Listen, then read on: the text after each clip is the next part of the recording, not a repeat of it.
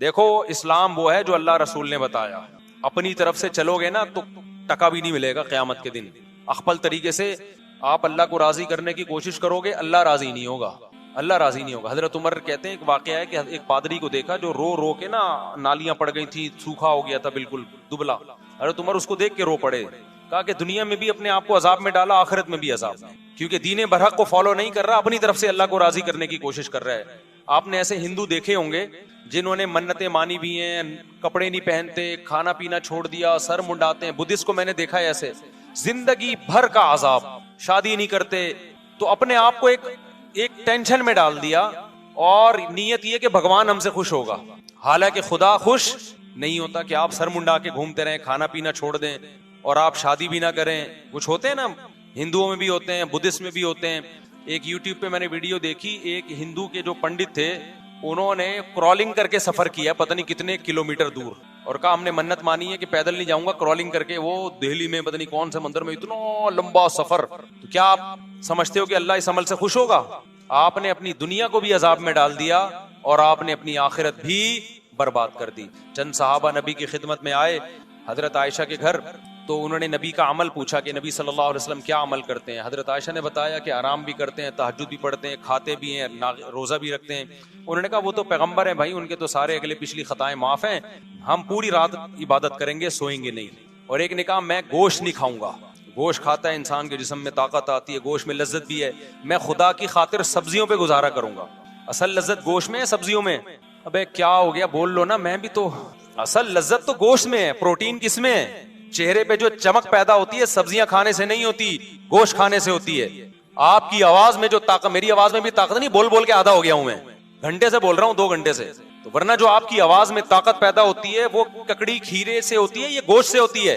अच्छा मुझे एक बात बताओ, गोश्त खोर जानवर धाड़ते हैं या सब्जी खोर जानवर धाड़ते हैं? सब्जी खाने वाले बकरी दुम्बा कभी धाड़ते हुए देखा उनको? यूं करके बकरी बोल रही है, कभी देखा आपने? और शेर की धाड़ चिड़ियाघर में भी देख लोगे ना, हालांकि चिड़ियाघर में वो पूरे नेचुरल माहौल में होता नहीं, वो प्रॉपर तरीके से धाड़ता नहीं है, लेकिन डर जाता है आदमी। अगर चिड़ियाघर में पीछे जू में कहीं पीछे शेर खड़ा हुआ, आप यहाँ और एकदम धाड़ की आवाज है, बंदा 2 मिनट के लिए लुढ़क जाता है। तो ये जो धाड़ता है, कुत्ता गुर्राता है, कैसी आवाज होती है ना उसकी, पावरफुल। बिल्ली जब झपटने के लिए तैयार होती है, गुर्राती, कैसी खतरनाक आवाज होती है।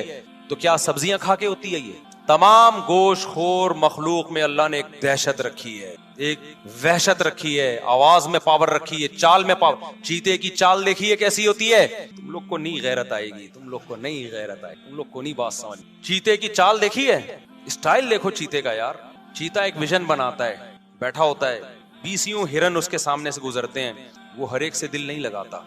पहले वो ऐसे नहीं छिछोरों की तरह भागना शुरू कर दे, कभी उस हिरन के पीछे वो नहीं आया तो चलो ये वाला हिरन, ये नहीं आया, ये तो गुल्ली डंडा खेल रहा है एक तरह से। ऐसा नहीं करता चीता, क्योंकि गोश्त खोर है ना, तो हर काम खानदानी तरीके से हो। चीते पे एक पूरी डॉक्यूमेंट्री आप देखें, गोरों ने बनाई है। चीता क्या करता है, पहले तमीज से बैठेगा, 20-30 हिरन करीब से गुजर रहे हैं, छिछोरों की तरह हर एक के पीछे नहीं भागेगा कि पकड़न पकड़ाई शुरू हो जाए, कभी वो कभी वो। पहले बैठ के ना काफी देर तक एक विजन बनाता है, देखता है यार कौन सा वाला मेरे लिए सूटेबल रहेगा, किसमें माल ज्यादा है और रेट्स कम है उसके। रेट का मतलब मेहनत कम है, तो पहले वो उसकी सिलेक्शन करेगा। फिर अपना डिस्टेंस नापता है, क्योंकि उसने चंद सेकंड, इतनी स्पीड से भागता है, चंद सेकंड होते हैं कि अगर वो मजीद उस स्पीड से चंद सेकंड मजीद भागे तो हार्ट अटैक से मर जाए वो, क्योंकि उसकी स्पीड चंद सेकंड के लिए बहुत तेज होती है। उसमें अगर उसका हदफ उसके हाथ से निकल जाए तो चीता इतनी एनर्जी यूटिलाइज कर चुका होता है कि दोबारा फिर चीते के बचने के इम्कान नहीं होते, लिहाजा उसके पास टाइम कम और मुकाबला सख्त होता है। इसलिए वो प्लानिंग करता है, बैठता है ऐसे करके ना, तो फिर उसका दिल एक हिरनी पे आता है, कहता है यार ये मेरे लिए, इसमें माल भी अच्छा है, इसकी स्पीड भी मुझे कम लग रही है, ठीक है ना, इसकी स्पीड भी क्या लग रही है थोड़ी, वो वाला तो बहुत स्पीड से निकल लेगा, वो मुझे डॉश दे जाएगा। काफी देर गौर व फिक्र करके, आप यूट्यूब पे सर्च करें, पूरी गोरों की इस पे तहकीक है, काफी 1-1, 2-2 घंटे बाद दफा प्लानिंग में लगा देता है वो। उसके बाद जब वो हदफ बनाता है कि ये है जिसको मैंने शिकार करना है, फिर जब आहिस्ता आहिस्ता पहले चलता है उसकी तरफ, दाएं बाएं हिरन आए उनको देखता नहीं है, क्योंकि वो इसको छिछोरा काम समझता है कि जब दिल किसी एक को दिया है तो दाएं बाएं नजर नहीं उठाना। आज लड़कों को देखो, मोहब्बत के दावे किसी और से हो रहे हैं, नंबर किसी और का है, बैलेंस किसी और के मोबाइल में डलवा रहा है, शादी के वादे किसी और से कर रहा है। ये छिछोरपना है कि नहीं है? तो ये वो लोग हैं जो गोश्त नहीं खाते। तो चीता क्या करता है, जब पूरी फुल प्लानिंग के बाद फिर वो दौड़ता है उसकी तरफ। फिर उसकी चाल देखो यार, क्या खूबसूरत चाल होती। पहले आराम से जाता है, दाएं बाएं हिरन गुजर रहे हैं उनको लिफ्ट ही नहीं कराता। कहते नहीं भाई, हमने बड़ी प्लानिंग करके उसको हदफ बनाया। फिर प्लानिंग करता है कितनी देर आहिस्ता चलना है, कितनी देर दरमियानी स्पीड से, और कितनी देर इतनी स्पीड से कि वो लास्ट है बस, उसके बाद अगर निशाना खता हो गया तो मैं मर जाऊंगा। ये पूरी प्लानिंग करके फिर जो भागता है और वो कलाबाजी उसके ऊपर जंप लगा के उसको जो गर्दन से पकड़ के ईद मिलता है, फिर उससे 3-4 कलाबाजियां खाता है, फिर खुद भी खाता है और जंगल के सारे जानवर उसका बचा हुआ खाते हैं। ये काम गोश्त खोरों का है, सब्जी खोरों में ये सलाहियत नहीं होती। इसलिए इस्लाम ने हमें बकरीद पे भी गोश्त खिलाया, और अकीके में भी गोश्त खिलाया, वलीमे में भी गोश्त खिलाया, दम जो हम बकरीद में देते हैं उसमें भी क्या है, गोश्त है। तो बहाने बहाने से इस्लाम हमें गोश्त खिलाता है ताकि हमारे अंदर औसाफ गोश्त खोरों जैसे हों। लेकिन चूंकि हम इंसान भी हैं, इसलिए अल्लाह ने बताया कि ये दरिंदगी तुम्हारी जालिमों के खिलाफ होनी चाहिए, मजलूमों के खिलाफ नहीं होनी चाहिए। लिहाजा जो खुद जालिम है उसे गोश्त खाने का हक नहीं है। ये दहशत तुमने मुल्क दुश्मनों के खिलाफ निकालनी है, जालिमों के खिलाफ निकालनी है। अब चूंकि हम जालिम के खिलाफ नहीं लड़ते, सही जगह लड़ नहीं रहे हैं जहां लड़ना चाहिए, मुल्क के दिफा में नहीं लड़ रहे, तो फिर बीवी से लड़ रहे हैं, बच्चों से लड़ रहे हैं। बाप घर में आता है ऐसे जैसे चंगेज खान ने बगदाद पे हमला कर दिया है, बच्चे कांपना शुरू कर देते हैं। तो ऐसे अब्बा को चाहिए गोश्त खाना छोड़ दे, क्योंकि गोश्त खाने से कुव्वत गज़बिया बढ़ती है। समझता है कि नहीं समझता? और ये भी खूब अच्छी तरह समझ लो कि ज्यादा शादियां जो करता है उसको भी गोश्त खाना पड़ता है। सब्जी पे आप 4 बीवियां नहीं रख सकते, सही बता रहा हूं मैं, ये हदीस से भी साबित है। एक सहाबी ने कहा कि मैं निकाह नहीं करूंगा, नबी के पास आया, या रसूलल्लाह मैं जब गोश्त खाता हूं मुझे ख्वाहिश पैदा होती है, निकाह का ख्याल पैदा होता है। तो वो रहबानियत की तरफ जा रहे थे कि मैं गोश्त छोड़ दूंगा ताकि मेरे दिल में जज्बात पैदा ना हो और अल्लाह अल्लाह करूं बैठ के। हदीस का मफहूम है। तो आप सल्लल्लाहु अलैहि वसल्लम ने फरमाया नहीं, हदीस का मफहूम कि हलाल चीजों को खुद पर हराम मत करो, खाओ गोश्त, और अगर ख्वाहिश पैदा होती है तो निकाह करो। समझते हो कि नहीं समझते हो? तो गोश्त जरूरी। अब तो डॉक्टर भी इसको प्रमोट करना शुरू कर दिया भाई। ये जो मोटापा आता है ना, मैं गया हूं तंजानिया के जंगलों में, वहां मैंने ऐसी कौम देखी है जो सिर्फ गोश्त खाते हैं, मोटापा नहीं है उनमें मोटापा, लंबी लंबी उम्रें होती हैं उनकी। लेकिन जो चावल खाते हैं हर वक्त, चावल, बिरयानियां, पुलाव, तो वो थोड़े दिन में क्या हो जाते हैं भाई, देगों की बिरयानी या खाते खाते खुद देग बन गए, बस एक ढक्कन की देर है। समझ रहे हो? खाएं, मना नहीं किया आपको, लेकिन ज्यादा फोकस किसको करें आप?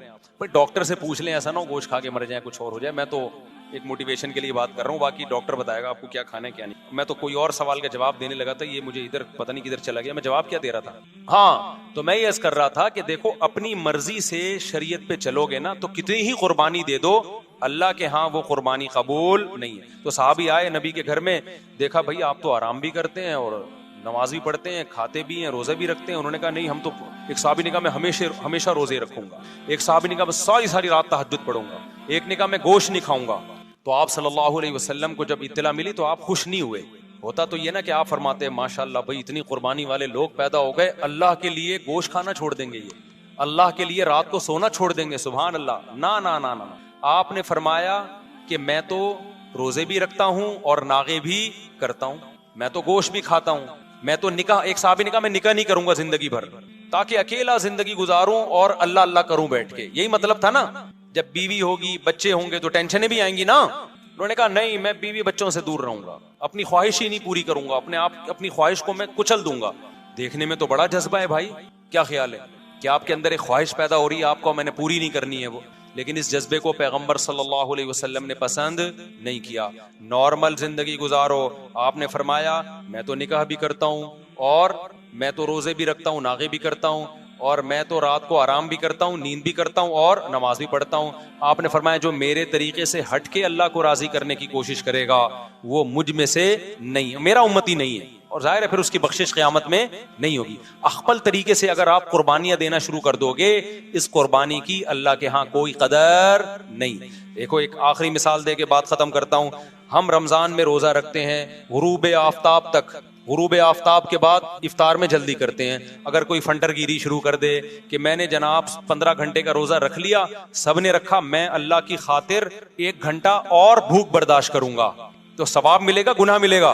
गुनाह। भाई जब तक अल्लाह ने कहा था भूख है, अब अल्लाह ने पाबंदी हटा दी, तो अब अगर तू पानी नहीं पी रहा तो इससे अल्लाह खुश नहीं होगा। अब ये तेरी अपनी बनाई हुई है। तो खूब समझ लो, बिदात जब हम करते हैं, हम अपनी तरफ से पैगंबर को खुश करने की कोशिश कर रहे होते हैं, हम अपनी तरफ से अल्लाह को खुश करने की कोशिश कर रहे होते हैं, लेकिन अल्लाह कहता है कि ये तुम्हारा अपना गढ़ा हुआ तरीका है, ये मैंने नहीं बताया, लिहाजा इससे मैं खुश नहीं हूंगा। पब्लिक में वाह वाह हो जाएगी मगर मैं इससे खुश नहीं हूंगा। तो मैं यस कर रहा था मेरे भाई, बार बार अल्लाह मियाँ कुरान में 1 बार नहीं 2 बार नहीं, भाई मरना है, मौत के बाद जिंदगी है, तो तवक्कुल किस पे करना है भाई? अल्लाह पे। जाना किसके पास है? अल्लाह के पास जाना है। असबाब इख्तियार करने हैं लेकिन नजर असबाब पे नहीं रखनी। परेशानी जब होती है जब नजर असबाब पे होती है। जो अल्लाह का काम है अल्लाह को करने दो, जो आपका काम है उसको फोकस करो आप। अब ये कि जब आखिरत का इंसान को यकीन होता है और होना जरूरी है, तो फिर उसकी जिंदगी में तब्दीलियां क्या क्या आती। पहली तब्दीली तो मैंने बता दी, उसको नजर किस पे होगी? अल्लाह पे। दूसरी तब्दीली उसकी जिंदगी में ये आएगी कि इन तजतनिबू कबाइर मा तुनहौन अन्हु अल्लज़ीना यजतनिबून कबाइरल इस्मी वल फवाहिश इल्ला लमम, के जिन लोगों का आखिरत पर ईमान होता है वो कबीरा गुनाहों से और बेहयाई के कामों से बचते हैं। इल्ला लमम, अल्लाह कहते हैं छोटी मोटी खताएं माफ कर दो। आज फोकस छोटी मोटी खताओं को बहुत ज्यादा किया जा रहा है, बड़ी बड़ी खताएं नजरों से ओझल। आपने किसी को अखलाक की तालीम दी, जो आजकल सोसाइटी में चल रहा है ना, मैं उसको एक मिसाल से समझा रहा हूँ। अच्छे अखलाक से बात करो, अच्छे अखलाक से हम तकरीरें सुनते हैं। अच्छे अखलाक का मतलब क्या है कि इंसानियत के लिए आप खैर ख्वाह बने, आपके अमल से इंसानों को तकलीफ ना हो। ये अच्छे अखलाक की रूह है या नहीं है? अरे जब आप किसी से मुस्कुरा के तमीज से बात करते हैं, सामने वाला खुश होता है, तो अखलाक की तलकीन इसीलिए है ना कि आपसे के अमल से लोगों को तकलीफ ना हो बल्कि लोगों को राहत मिले, ये मतलब है ना। अब आप क्या कर रहे हैं? भूखे को देख के खाना नहीं खिला रहे, आप गरीबों की विरासतों पे कब्जा कर रहे हैं, आप बहनों की विरासतें पी के बैठे हुए हैं, आप माँ बाप का ख्याल नहीं कर रहे, बूढ़े हैं वो, इलाज की जरूरत है, टाइम मांगते हैं वो कि हमारे पास भी कभी आके बैठ जाया करो, कुछ भी नहीं कर रहे। लेकिन आप जब जाते हैं मुस्कुरा के बात करें उनसे, बहुत अच्छा लगा आपसे मिल, नाइस टू मीट, हर एक से ऐसे बात कर रहे हैं। तो क्या अल्लाह जो हमसे अच्छे अखलाक के जरिए मुतालबा चाहता है वो हम पूरे कर रहे हैं इस तरीके से? बोलो ना। हम ये कहेंगे कि यार ये बड़े बड़े जुर्म तो कर रहा है, छोटे जुर्म से बचा हुआ है। ये भी एक छोटा जुर्म है कि जब कोई मिले तो आप मुस्कुरा के बात ना करें, ये भी एक जुर्म है ना, लेकिन ये छोटा जुर्म है। विरासत खाना बड़ा जुर्म है। तो सोसाइटी में हो ये रहा है कि जो बड़े बड़े जराइम थे वो तो पी के बैठे हुए हैं, और जो छोटी छोटी अखलाकियात की या और दूसरी चीजों की ना, उनको आजकल बहुत ज्यादा फोकस किया जा रहा है, क्योंकि वो चीजें एटीट्यूड में आती हैं। और आपका जो पहला इंप्रेशन पड़ता है सामने वाले के सामने वो ये कि आप उससे मिलते कैसे हैं, इसको बहुत ज्यादा फोकस किया जा रहा है। समझते हो कि नहीं समझते? लेकिन ये इंसानियत की खैरख्वाही का एक छोटा सा जरिया है, असल ये नहीं है। असल ये है कि आपके खानदान में, आपके रिश्तेदारों में कोई अगर गरीब है जिसके लिए खाना पीना रिहाइश मुश्किल हो रहा है, तो आपको उसका ख्याल बोलो करना पड़ेगा। ईदों पे दावतें होती है, देखा होगा आपने, रिश्तेदारों को बुलाया जाता है, हजारों लाखों रुपए खर्च किए जाते हैं। ठीक है, अच्छी बात है, गैदरिंग हो रही है, शरीयत भी चाहती है गैदरिंग हो, लेकिन आपने लाखों रुपए दावत पे खर्च कर दिए। 10,000 रुपए आपका कोई गरीब मिस्कीन रिश्तेदार था जिसको वाकई जरूरत थी, उसको आपने फोकस नहीं किया, तो बड़े गुनाह में तो मुब्तला हो गए, छोटी खता से आप बच गए। हर फील्ड में अगर आप गौर करेंगे ना, हर शोबे में यही हो रहा है। किसी भी हुक्म की रूह को नहीं देखा जाता कि इस्लाम ने हमें ये हुक्म दिया क्यों है, उसकी रूह को नहीं देखा जाता, फॉर्मेलिटी को, कल्चर को फॉलो किया जाता है। तो जिनका आखिरत पर ईमान होता है ना, वो ये देखते हैं कि हमें हुस्न अखलाक की तालीम क्यों दी जा रही है, अल्लाह को राजी करने के लिए ना। तो अल्लाह तो राजी किससे होता है? खर्च करने से राजी होता है। क्या आप किसी की सदके के बकरे में देख रहे हो ना, वही ड्रामेबाजी जो सदके के बकरों में चलती है। अबे तुम क्यों बकरा काट रहे हो 30,000 का 35,000 का? भाई गरीब के फायदे के लिए, तो गरीब को बकरा काटने से क्या, 30,000 वैसे दे दो उसको, भाई वो पान गुटके में भी उड़ा देगा। तो यार राशन डाल दे, आटे दाल डाल दे उसमें, मैं समझा पा रहा हूँ। 30,000 का राशन डाल दो भाई तुम, नहीं बकरा काट के अपनी ठरक पूरी करनी है, गरीब का फायदा मकसद नहीं है। ये अब किसी पीर ने जाहिल ने बताया हुआ कि बकरा कटेगा तो बलाएं टलेंगी, ऐसा कुछ भी नहीं है। बकरा कटने से कोई बलाएं नहीं टलती। समझते हो कि नहीं समझते? बकरा 3 मौके पे काटना अफजल है, एक बकरीद पे, एक अकीके में और एक हज के मौके पे जब दम लाजिम हो। इसके अलावा नहीं है बकरा वकरा या जानवर काटना कोई इबादत बोलो नहीं है। पहले लोग बकरा काट के इसलिए काटते थे गरीबों को खिला देंगे, तो और कोई ऑप्शन नहीं था। अब तो 20 किस्म के ऑप्शन है, सबसे पहले पैसे दे दो उसको, लेकिन ज्यादा खर्चा कर लेंगे, जो रूह है ना सदके की उससे महरूम हो जाएंगे। समझते हो कि नहीं समझते? रसूमात में उलझाया हुआ है अपने आप को। तो यही तकल्लुफात हैं, उससे मुस्कुरा के मिल ली, उससे मुस्कुरा के मिल ली, उससे मुस्कुरा के मिल ली। आज मैं अब्बा से मिला हूं, ठीक है भाई, ऐसा ना हो एक छोटी सी नेकी मुस्कुरा के मिलना वो भी छोड़ दें। लेकिन असल ये है कि आप अगले के लिए कर क्या रहे हैं। आज लोग जाहिरी अखलाक को देखते हैं, ये नहीं देखते कि हकीकत। मिसाल के तौर पर किसी को देख लिया लोगों ने, चीख रहा है, उसकी वीडियो वायरल हो जाएगी, बदतमीज आदमी है, चाहे वो हजारों को खाना खिला रहा हो छुप के, और एक आदमी गरीबों के मुंह से निवाला छीन रहा है लेकिन बच्चों को उठा के वीडियो में प्यार कर रहा है, गरीबों के बच्चों पे हाथ रख रहा है। यार ये है इंसानियत के क्या है? हालांकि बहन की विरासत खा के बैठा हुआ है, ये नहीं यारी बात, मेरा ख्याल है। बड़ा भाई मर गया तो छोटे भाइयों की विरासत, बाप मर गया तो छोटे भाइयों की विरासत पी के बैठा हुआ है। तो मेरे भाई ये दुनिया में किसी को के अखलाक को नापने के तरीके और हैं, अल्लाह के यहाँ बोलो वो अलग है। हमने पब्लिक को नहीं देखना, किसको देखना है हमने?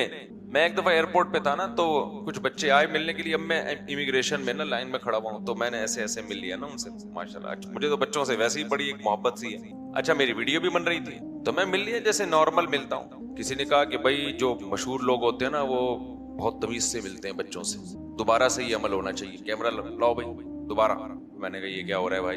फिर पता चला जी ऐसा ही होता है बड़े मशहूर लोगों में। वो ऐसे नहीं, क्योंकि कैमरा ऑन है तो बहुत ही ज्यादा तमीज से बच्चों से मिले। हर एक बच्चे को प्यार भी करने हैं, पैसे भी देने। जैसे कैमरा बंद हुआ पैसे वापस, चल बे निकल यहाँ से।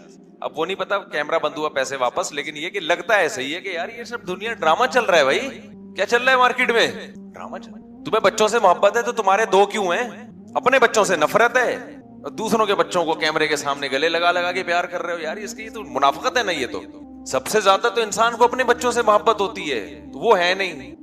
तो खैर मैं किसी की नीयत पे शक नहीं कर रहा। बहुत से कैमरे के सामने बच्चों को प्यार कर रहे होते हैं, तो वाकई वो बच्चों से प्यार भी कर रहे होते हैं। ये नहीं है कि कोई कैमरे के सामने कोई अच्छे अखलाक का मुजाहरा कर रहा है तो आप उसकी नीयत पे शुभा करना शुरू कर दें। लेकिन यहाँ की दुनिया कुछ और है मेरे भाई, अल्लाह के यहाँ मेयारात कुछ और हैं। यहाँ ड्रामे चलते हैं, और जब से ये कैमरे आए हैं ना यहाँ, तो ड्रामों का एक नया बेहतरीन सिलसिला क्या हो गया है। मैंने ऐसे भी लोग देखे, मैं जा रहा हूं कहीं, अचानक भागते हुए आए, ना सलाम ना दुआ, मुस्कुराइए, सेल्फी ली, चल गई। अबे बंदा पूछता है मुफ्ती साहब खैरियत से क्या? बस वो अपना एक था कि भाई हमने किसी मशहूर आदमी के साथ तो आए ठक, उसके बाद ऐसे जैसे पहचानते ही नहीं। तो ज्यादातर ऐसे नहीं होते, लेकिन ये अलग ही दुनिया है भाई। वो तो शुक्र है थप्पड़ मार के सेल्फी नहीं ली उसने। मुफ्ती साहब मुंह इधर कर, जैसे हम बचपन में जाते थे ना नाई के पास, तो कभी उधर को मुंह घुमा रहा है, कभी उधर को घुमा रहा है। वो हमसे पूछ के थोड़ी हमारे खोपड़ी को घुमाता था। तो जिधर चाहे मुफ्ती साहब की खोपड़ी घुमाई, सेल्फी ली, चलो भाई। और ये सेल्फी जब भी कोई लिया करे ना, जल्दी से बटन दबा दिया करे, सांस रोक के खड़ा होना पड़ता है। बहुत दफा ऐसे हुआ है, जल्दी दबा यार, तेरी वजह से ये बत्ती सी खोल के बैठे हुए हम यहाँ पे, वरना हमारा मूड इस वक्त अच्छा नहीं है। आपकी वजह से मुस्कुरा रहे हैं तो बटन तो दबाओ जल्दी से। वो समझते हैं कि शायद पूरे दिन में पहली सेल्फी है, ये बहुत खुशू खुजू के साथ है। तो सेल्फी अगर लेनी भी हो ना, ठक दबाएं, निकले भाई, एक यादगार है, ठीक है आपकी मोहब्बत है, अल्लाह ताला कबूल फरमाए। लेकिन अगले ने सांस रोका हुआ है। तो खैर मैं ये अर्ज कर रहा था कि जब अल्लाह की रिजा के लिए कोई काम किया जाता है तो उस काम की रूह को फोकस किया जाता है। हम इन अच्छे अखलाक रखने का हुक्म है इंसानियत के भले के लिए। तो जिस काम में इंसानियत का भला ज्यादा होगा उस काम को हमें फोकस करना होगा। समझते हो कि नहीं समझते हो? और याद रखो, मीडिया की दुनिया में ना किसी के रोने धोने का एतबार है। कैमरे के सामने ना किसी को रोता हुआ देख के मुतासिर हुआ करो कि मैं इतना मर रहा हूं और वगैरह वगैरह। ज्यादा डिटेल में नहीं आता। आजकल मंजन बहुत बिक रहे हैं, आजकल कोई किसकी मोहब्बत में रो रहा है, कोई किसके गम में रो रहा है। वो मैंने दुआ कराई ना वो खत्म कुरान पे, तो थोड़ा सा रोना आ गया मुझे, तो पब्लिक को भी रोना आ गया। तो मेरा छोटा बच्चा बयान में बैठा हुआ घर जाके कह रहा है, उससे बच्चों ने पूछा तुम रोए? कह रहे हैं मुझे भी थोड़ा सा गम हुआ था, बाकी लोगों को ज्यादा गम हो रहा था, थोड़ा सा गम मुझे भी हो रहा था। उसको रोना तो नहीं आ रहा, तो उसको गम हो रहा था कि ये हो क्या रहा है। बच्चों की भी तबसरे अजीब से ही होते हैं यार। तो खैर, ना मेरे भाई किसी के रोने का एतबार, ना किसी के हंसने का। मैं नहीं कह रहा नीयतों पे शुबहा शुरू कर दें लोगों की। असल क्या है, कनेक्शन किससे बहाल करना है मेरे भाई? अल्लाह से। तो अल्लाह को जो सामने रख के जिंदगी गुजारता है, उसकी जिंदगी के उसूल कुछ और होते हैं। जिसकी डिक्शनरी में अल्लाह नहीं है, मखलूक है, उसके उसूल छोड़ो। तो कैमरे के सामने तो बच्चों को प्यार भी करेगा, कैमरे के सामने गरीबों पे रोएगा भी, कैमरे के सामने गरीबों पे ऐसी ऐसी एक्टिंग, कुछ तो गालियां देगा कैमरे के सामने गरीबों को। ऐसी चीजें भी, फिल्में भी मार्केट में आ गई हैं जिनका पहले तसव्वुर ही नहीं था। और कुछ गरीबों के सामने जनाब रोएंगे बैठ के। तो सही भी हो सकते हैं, गलत भी हो सकते हैं। असल एतबार इस चीज का है कि आप खुदा के सामने कितना रोते हैं, और खुदा के सामने गुरबा और मसाकीन पे कितना तरस खाते हैं, और अपनी जेब से कितना रोकड़ा निकालते हैं अपने पैसों का। बाज़ दफ़ा अपनी जेब से निकल रहा होता है, वो भी होता दूसरों का ही है।